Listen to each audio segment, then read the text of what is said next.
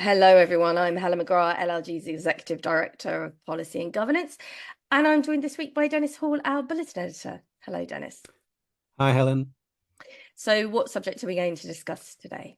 Well, it's a funny thing, isn't it? There's an old chestnut, isn't there, that there is a great divide between the North and the South.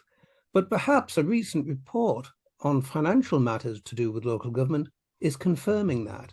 So the topic today is there a North-South financial divide in council finances? Because new research has revealed a North-South divide in council finances, which suggests that local authorities in the north of England are twice as likely to be at risk of financial failure than those located in the south. Now, differences in living and the cost of living in the north, well, we all know the north is the best place to live, but I don't want to make a point about this. It's all well documented, but I respect the fact that opinions do differ about the quality of life that this involves. But the question of a financial divide between local authorities is relatively new. And it's suggested that there's a difference between the North and the South in the form of finances. And this report from Grant Thornton, based on research that indicates that local authorities in the North are twice as likely to be at risk of this failure, uh, it's been confirmed by the report unless they receive additional income or there are further spending cuts. Now, I should mention this report also coincides with another report from the Local Government Information Unit, which says that half of councils in England could issue a Section 114 notice in the next 5 years. Mm. Now, Helen, you're in London. I'm speaking here from beautiful County Durham in the northeast of England. So we're both rather well located, are we not, to look at this north-south phenomenon and see whether indeed it really stacks up. Helen. Well, we are, yes, because we're representing that divide. Um, the Grant Thornton report refers to financial failure. Um, so how are they, how is that being measured? Well, for them, it's when a council's reserves fall below 5% of their net revenue expenditure. And also highlighted that 30% of councils in the north are at risk compared to 17% of those in the south, and less still in London at 15%. So, what does the report say about what else contributes to the financial discrepancies between the north and the south, would you say, Dennis? Well, there are a number of things, as you would expect, and none of them are really new.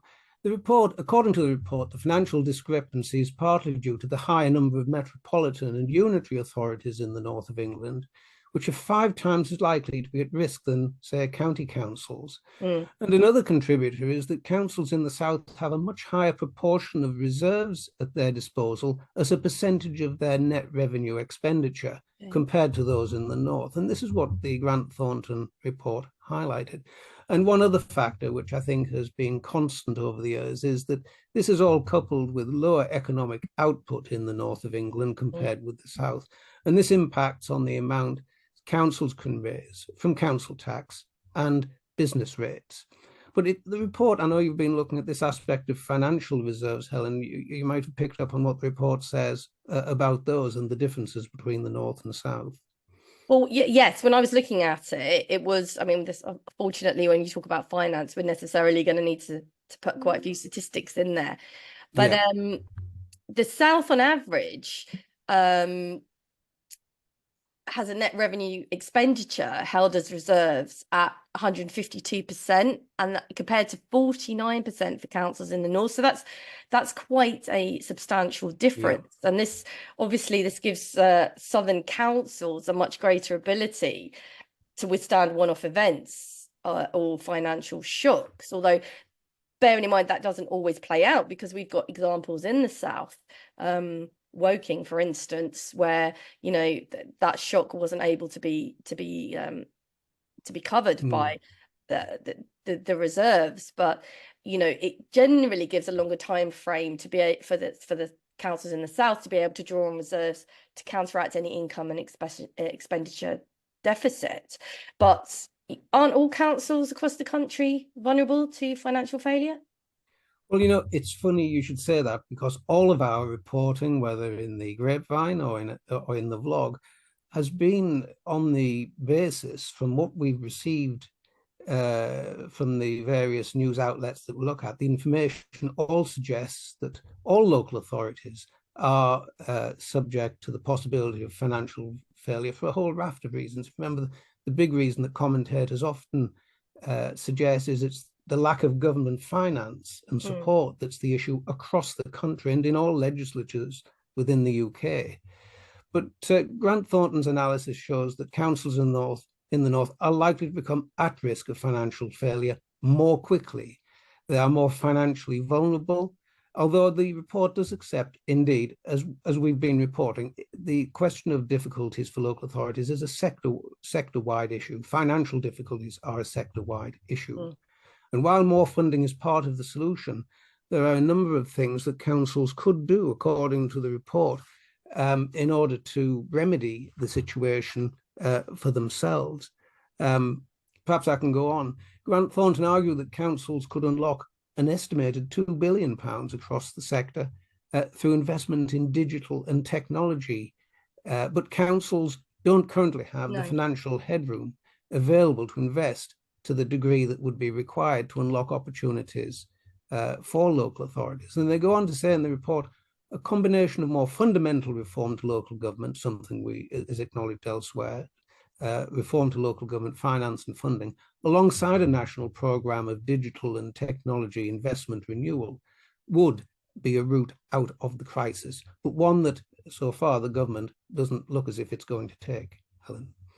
No, and it's an incredible outlay at a time where services are being cut substantially. So, but I mean, if we look at the data in relation to the north-south wealth gap, I know that there's been a recent IPPR report which said that the wealth inequality between the north and the south of England is set to grow, with the gap reaching 228,000 per head by 2030. And that obviously came out of that think tank report.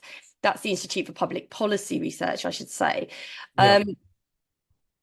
It's an annual State of the North report. That's where that's contained, states that although the average wealth of people in England has grown from about 226,000 on average in 2010 to 290,800 by 2020, inequalities between the regions have almost doubled in that same period, Dennis.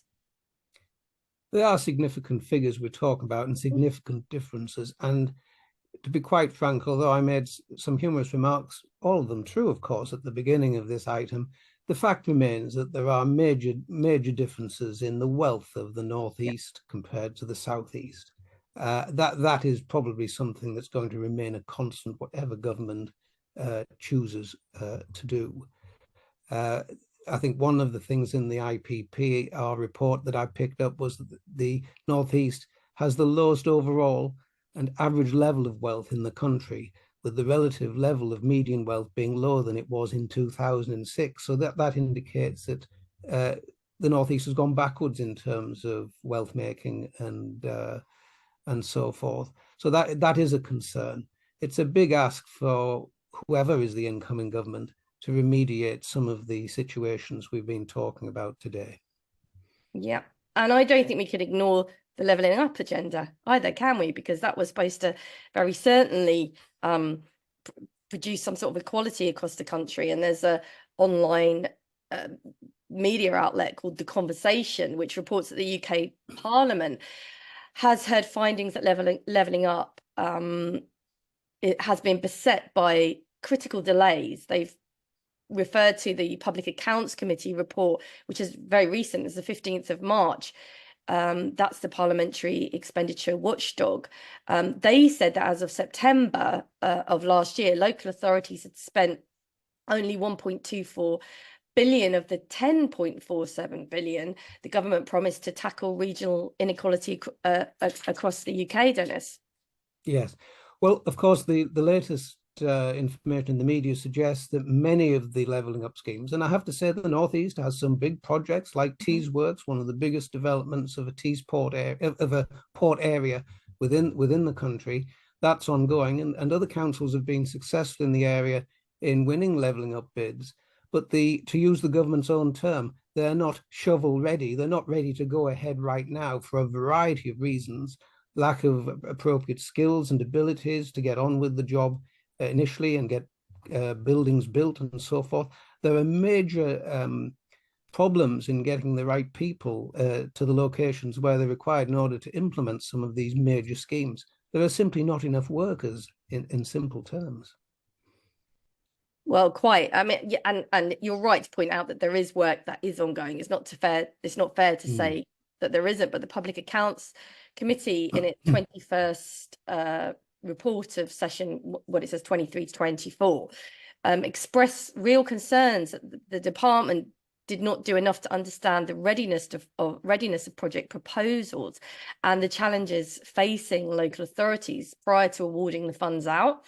And it didn't hold back. The committee did not hold back because they stated that Mm. the department changed the rules for applying for the Levelling Up funds Yes. during the application process, wasting, they say, scarce public resources and disadvantaging some local authorities, and therefore, in consequence, hindering Mm. transparency. And they went on that the Levelling Up program was suboptimal. That's their words in Yes. this respect. And it's important that lessons are learned, Dennis. Yeah, indeed. So have I persuaded you to come up to the northeast of England? And should I come down and should we swap places? What do you think? We could definitely, yes. Let's do one of those swaps for a week and see how we get on. As long as it's in the summer months, because Oh, right. I don't do very well in the cold. Well, this is it. My Viking culture and my forebears and so forth make sure that I can withstand any weather in any location. With your big coat. Um, Plenty to think about there as always, Dennis, and I always enjoy chatting to you. And for viewers, don't forget to listen to the Grapevine podcast and also take a stroll through the LLG bulletin for interesting news and articles relevant to the sector. So on that note, it's goodbye from me. And from me too.